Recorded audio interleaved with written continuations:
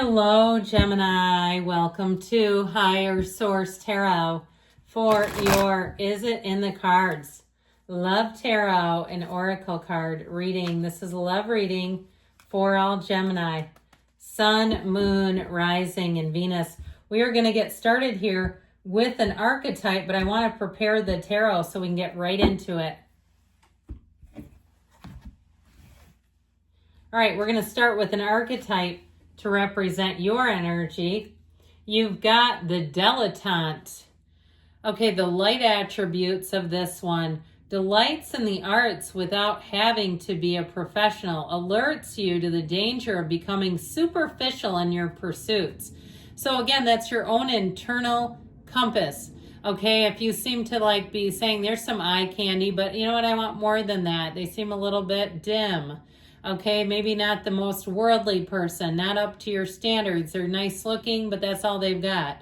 That's where you'll start to say, I need to go deeper. You can have it all too. I mean, there's nice looking people that are an intellectual match, that are an energy match, that match your interests. Okay, we don't have to, I was going to say settle, and I kept hearing suffer. We don't have to suffer. Well, of course not.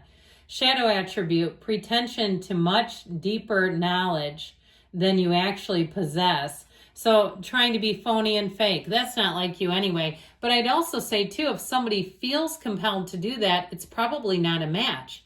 You got to be yourself. And we know we love each other. I love Gemini. I tell you that all the time. I had many family members who were Gemini, and they were hilarious people. I just can't say it enough. So you need to find your people, and then you be yourself. You don't have to put on something you're not. That's probably just the wrong group for you or the wrong people for you.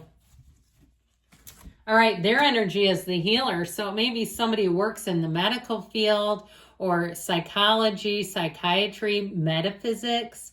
Okay, it could be somebody like that too, even in a lab. I just keep seeing somebody in a white coat like a lab.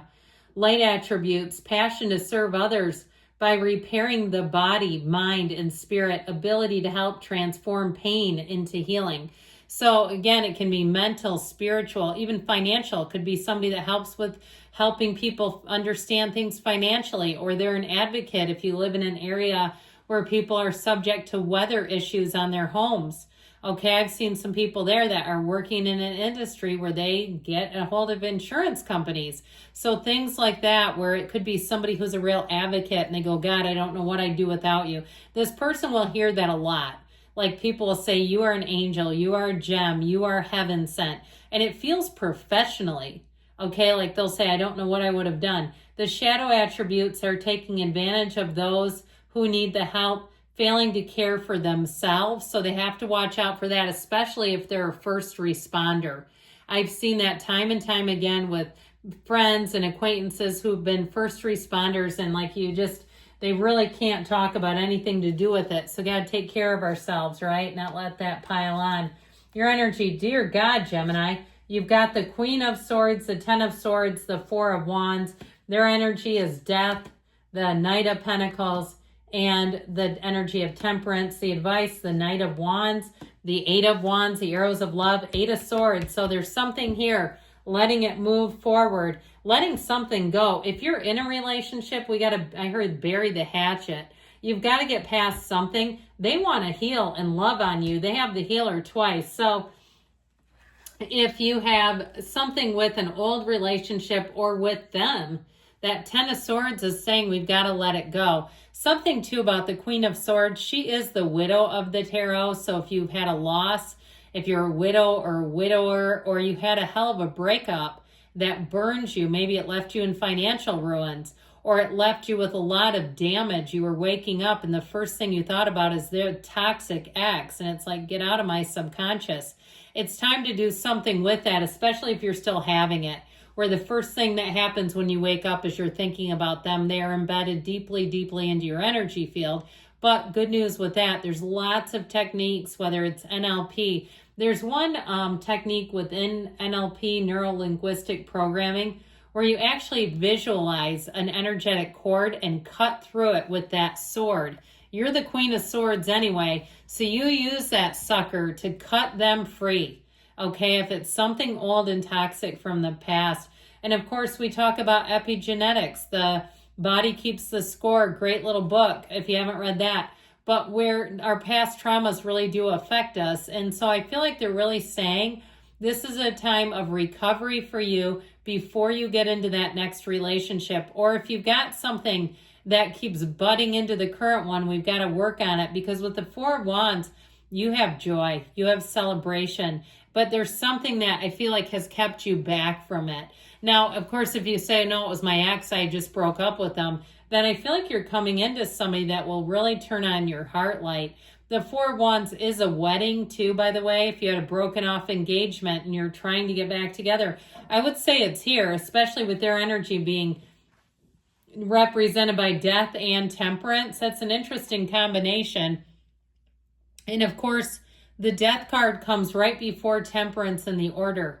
So there's something important there. We've got Scorpio, Sagittarius is here, and it appears we have quite a bit of air, fire, and a touch of earth as well. So with their energy, I feel like this is somebody who wants to run the distance. I love them. I love the Death card because it's like they have put something behind them.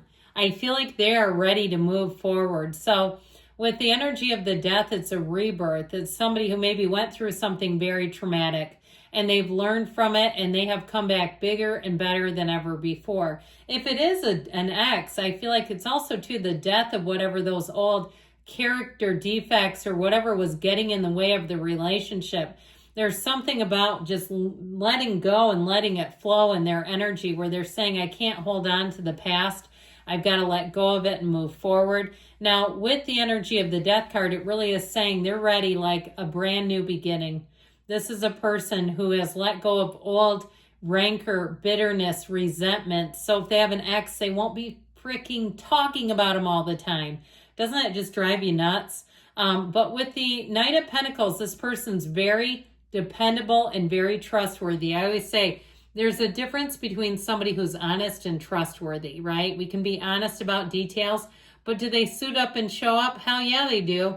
Okay, this will be somebody that will show you right from the get-go. Now, if they are some kind of like not even a first responder, but they work in an ER or they work in somewhere where it's like kind of on the front lines where it's difficult, I feel like they are steady Eddie. Okay, and they can be a woman and we'll say steady Eddie. It's somebody who is like, they're very good in a crisis. They're very good when things seem to go south. They don't go with it.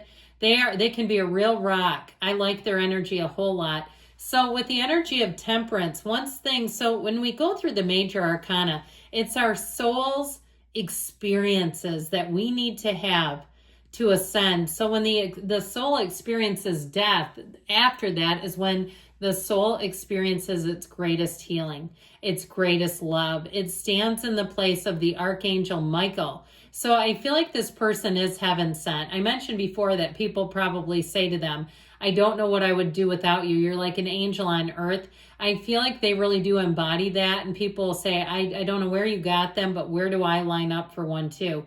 Now, I feel like they have enough love to go around. I feel like they're good as far as keeping their work at their work and not allowing it to resonate so deeply that they can't get past it. Okay, especially if they do deal with some kind of trauma or difficult, just feels like something emotionally difficult.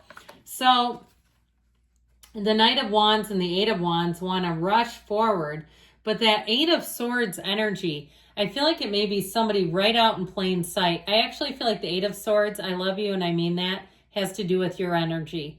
Being too afraid to move forward, being afraid of letting your guard down, being afraid of letting it go and flow. Go out and have fun, okay? I feel like that's what they're saying. With the Eight of Wands, let yourself love again. Let yourself be in the place of joy, of happiness, of keeping it fun and frisky and not being too serious about things, not being to the point where, it's the, first date and we've got a private investigator at the table next to us listening and bugging everything because you want to make sure you can trust them.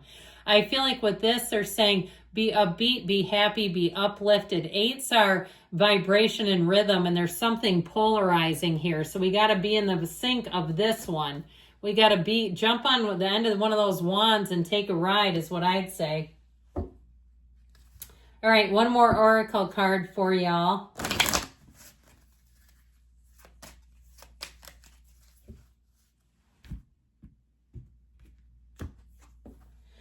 Yes, only if you have full trust in the others involved. See, I told you, the cards are trying to tell you, if you have some shred of mistrust in there, it's going to make it hard to move forward. So allow yourself to let go of whatever that 10 of Swords, 8 of Swords is, and you'll be good as gold. So I love you, Gemini. I'll be back again soon.